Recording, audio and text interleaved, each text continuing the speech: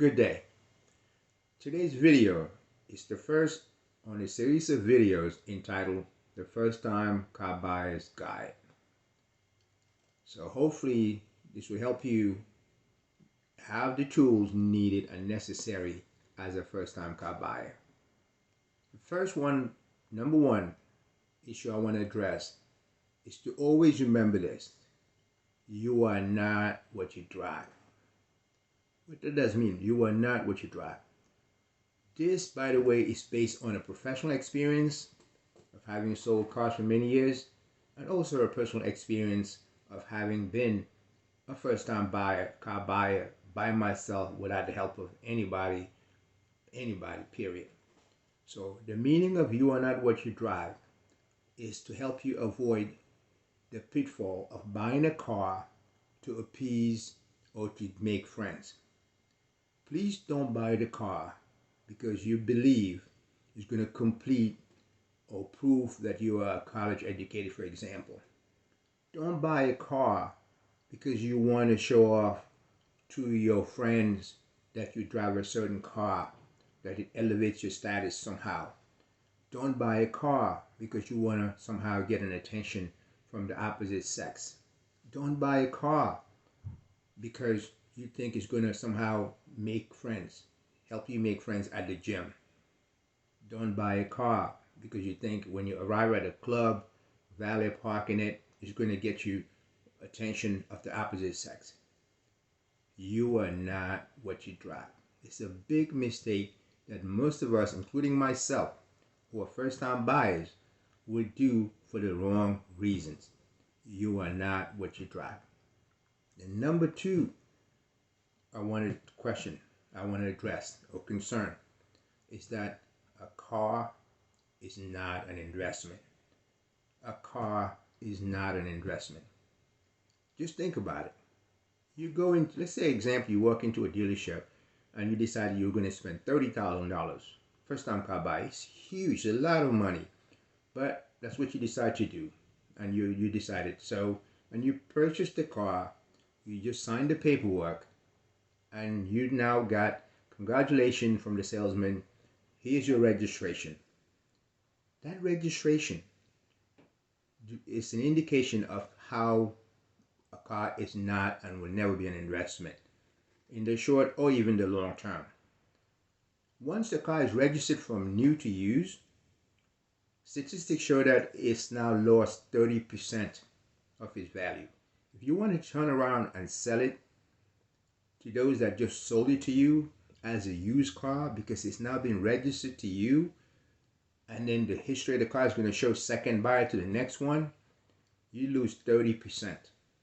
Statistics prove that 30% instantly from becoming a new to used. From a $30,000 purchase you just made, you now have a value worth of $21,000. Car has depreciated from used to new by $9,000. So a car is not an investment. Do not make that mistake. No matter how long, because I will make other videos to explain in detail why it is not, but it's important to realize the instant impact of buying something today and realizing right after you purchased it, the status of new to used depreciates the value by 30%. You lose $9,000 on a $30,000 purchase. Please don't make the mistake. Do not make the mistake. The third point I want to make is that you should absolutely have a budget when buying a car. It's not easy, but you need to talk to someone. Don't be like me. I thought I knew it all, and I didn't talk to my family. I made my money. I decided to go buy what I wanted to buy. Let me tell you this. Mom and dad, you always have one person in every family that will tell you the truth more straightforward. They both tell you the truth, but I do know for me, I love my dad. But my mom, somehow when she spoke to me, I knew she meant business. And I took her advice 100%. I did for my dad because I love my dad. I said again, I love my dad. I respect every advice he's ever given me.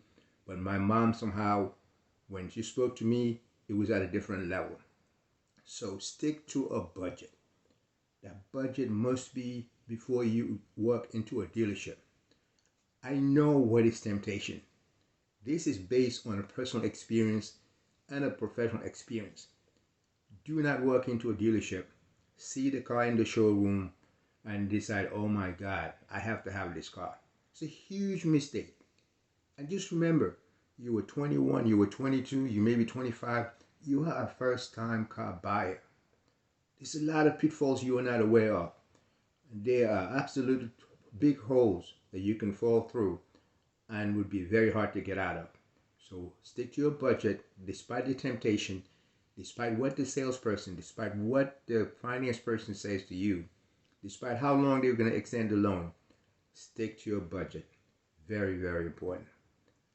The fourth and last point under this series, the first series of videos, is that you need to use your credit union services. Now, everyone, just remember, I say everyone in America has that service. Everyone is entitled to one. You can have it through your employer. You can have it by the city you reside in. You can have it by the county. Everyone, if you Google it, if you Google your county, there are credit unions that you have entitlement to, belonging. You have to be a member and you have to use their services when buying a car. They're absolutely vital to helping you stick to a budget, because the credit union member is not a salesperson, and they get a tax benefit. The tax benefit is why you get the benefit of paying a lesser interest.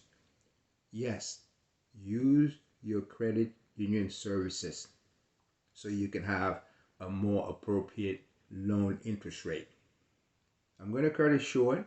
I'm going to leave it where it is.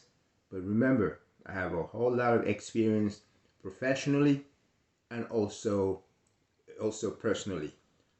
Please, if you like this video, subscribe, leave me your comments. I'll be making more to help you go from a first-time buyer to a professional car buyer.